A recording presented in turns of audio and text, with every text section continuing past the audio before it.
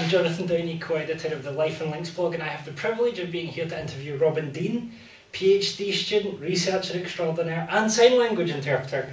So Robyn, apart from the little bit of introduction I did, could you give me a bit more background of how you got into research and how you got into interpreting as well?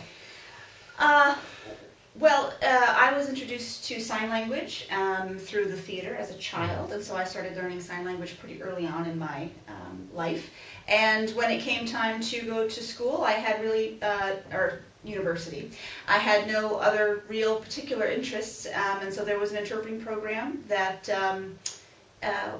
was a 4-year degree program in the US. I thought, well, I don't want to become an interpreter because interpreters don't get to express their opinions, and I figured I was going to have a lot of opinions about things. And so what I ended up doing was going into the interpreting program, falling in love with interpreting, and in essence I found a way to both express my opinion through research as well as be an interpreter and maintain some of the more normative behaviors of not expressing one's opinion. Well, that brings me to the second question, that is that of all of the places in the world that you could choose to come and do a PhD, first of all, what made you choose to do a PhD knowing that you've already got an extensive research history, and what made you specifically choose to come to Heriot-Watt?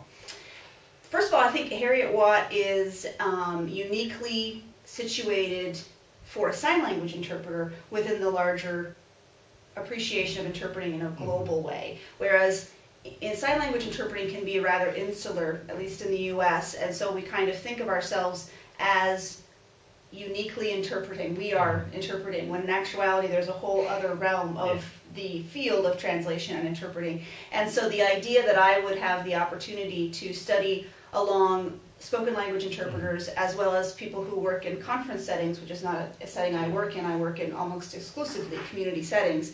So that just seemed like an opportunity to expose myself to a wide variety of people. Obviously being in the UK versus being in the US was a huge attraction as well.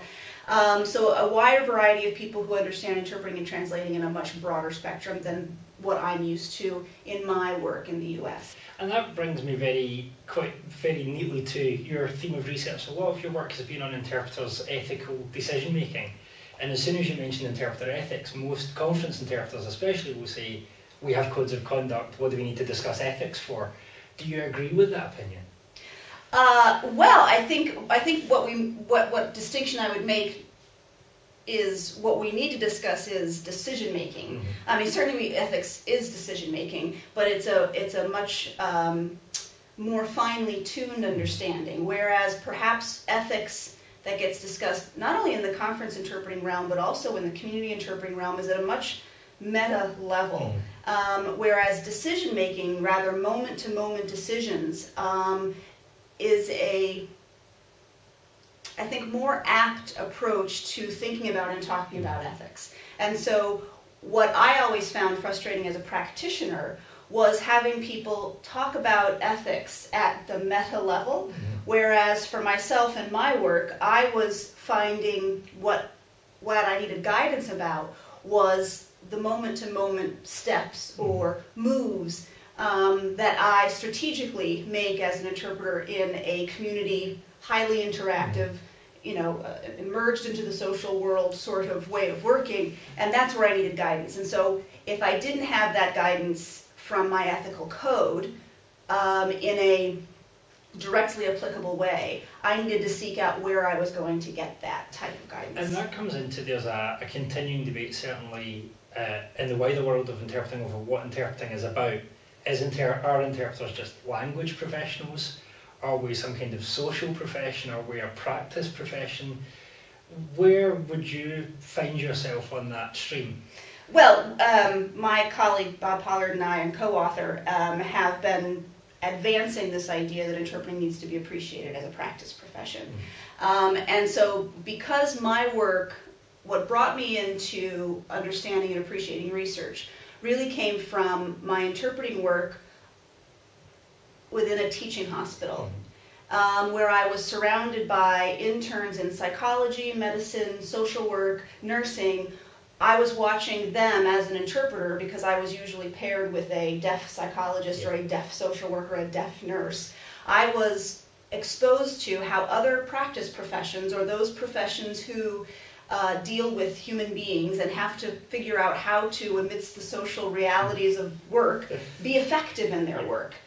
You can't just place interpreting within the social sphere. You have to think, okay, now how can I practice effectively as a result? And it seems to me that looking at sociology as and other related sociology, even psychology fields can be helpful to some degree, but it really requires the appreciation of other practice professions, because they're the ones that take the social realm and then again try to learn how to work and be effective and functional in those in that environment. So I think it was the exposure to all of those different practice professions that made me realize, wow, how they're educated and how they learn to operationalize ethics in that sort of moment-to-moment way I was just talking about. That's when I thought to myself, well, that's what we need in the interpreting profession. We don't have that kind of guidance. We don't have reflective practices that are instituted. We don't have all these other ways of exposing practitioners early on in their educational careers to the practice realities of the work. And that, to me, is the distinction between ethics at a meta level and ethics at a finely tuned moment-to-moment decision-making process. What you're really talking about then is the debate, the ongoing debate certainly in the UK over what happens once you've left university. Mostly in conference interpreting, and I would say in translation, once you leave university you're dumped, just get on with it. Obviously that approach has real drawbacks, especially for anyone practicing interpreting. Right. Do you think there's a need for some sort of instituted system, or do you think it would be better just going on peer group systems? What sort of system do you think would work there?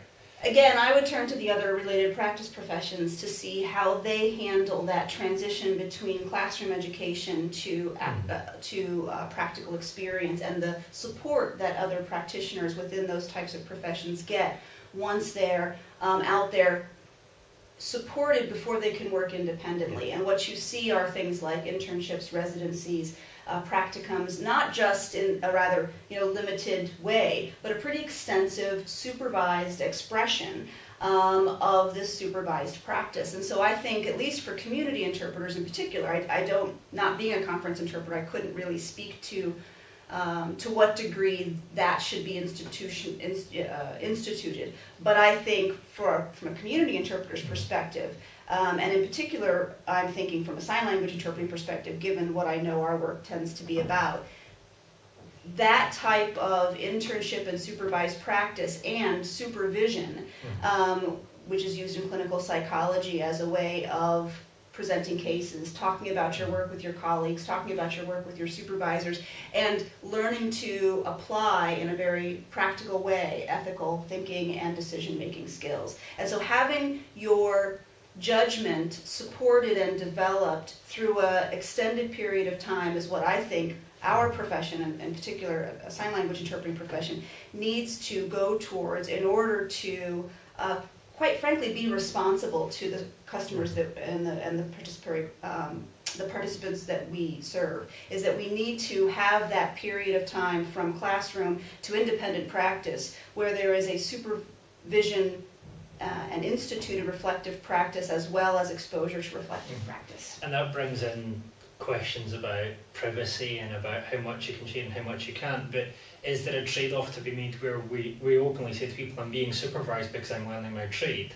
So some of the details of this case will be talked about with my supervisor, but I'm not going to say Mrs. Harris from down the road has got this problem. What you're talking about is a distinction, I think, that's made in our profession and other practice professions with the concept of confidentiality. We think confidentiality means secrecy, whereas other practice professions say that confidentiality, which is really where the word is derived from, is to confide. And to confide means to tell somebody something. And we think it's the opposite. We think that confidentiality means you can't tell anybody anything at all, which is not what confidentiality means. It means to speak about something in a confidential manner. That is, I entrust to this other individual information, and I don't talk about things that don't need to be talked about, which is actually what the Hippocratic Oath, which is where confidentiality comes from, is talking about. It's talking about not speaking about those things that don't need to be talked about, but finding an entrusted individual to whom you can confide certain aspects of the case in order to get help. I mean, you think of yourself as a person who receives services from professionals. I want them talking about my case to whoever they can to do the best work for me. And I think that if participants or consumers of interpreting services understood or could appreciate how much better off the service would be, and the decision-making skills would be of the practitioners, I think they could come to appreciate that necessity. Thank you very much, Robyn. This is Jonathan Downey for Life and Links.